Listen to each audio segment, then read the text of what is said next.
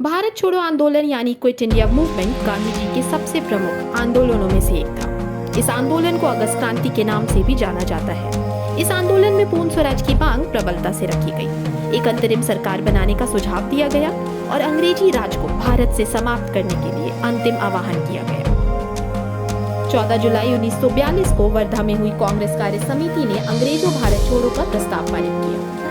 8 अगस्त 1942 को बंबई में कांग्रेस कार्यकारिणी समिति की बैठक ग्वालियर टैंक मैदान में हुई और भारत छोड़ो आंदोलन के प्रस्ताव को मंजूरी मिली। भारत छोड़ो आंदोलन प्रस्ताव पारित होने के बाद गांधी जी ने करो या मरो, डू और डाई का नारा दिया। इस प्रकार 8 अगस्त 1942 को यह आंदोलन प्रारंभ हो गया।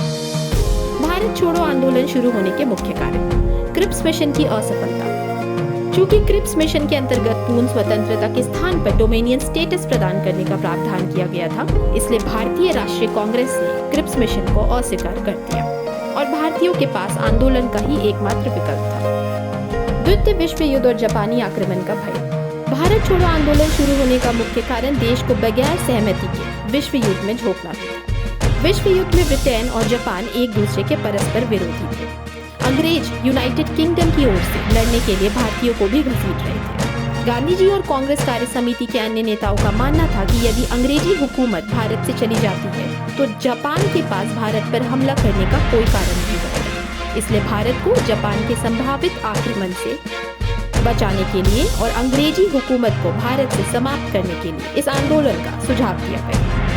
भारत छोड़ो आंदोलन से जुड़े तथ्य: 8 अगस्त को आंदोलन शुरू हुआ और 9 अगस्त 1942 को दिन निकलने से पहले बंबई और पूरे देश में अनेक स्थानों पर बहुत सी गिरफ्तारियां और ऑपरेशन जीरो आवर के तहत कांग्रेस के लगभग सभी बड़े नेताओं को गिरफ्तार कर लिया गया, जिसमें गांधी जी भी शामिल थे।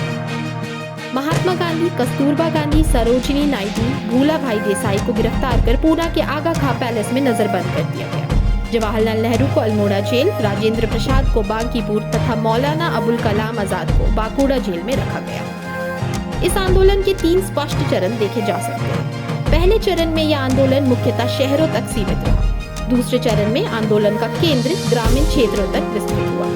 तीसरे चरण में भूमिगत गतिविधियों एवं क्रांतिकारी घटनाओं का वर्चस्व रहा। अंग्रेजों ने आंदोलन के प्रति काफी सख्त रवैया अपनाया, फिर भी इस विद्रोह को दबाने में सरकार को साल भर से ज्यादा लग गया। इस आंदोलन को अपने उद्देश्य में आंशिक सफलता ही मिली थी, लेकिन इस आंदोलन ने 1943 के अंत तक भारत को संगठित कर दिया। आंदोलन के अंत में अंग्रेजों को इस बात का एहसास हो चुका था कि अब भारत पे हुकूमत करना उनके लिए बेहद मुश्किल है।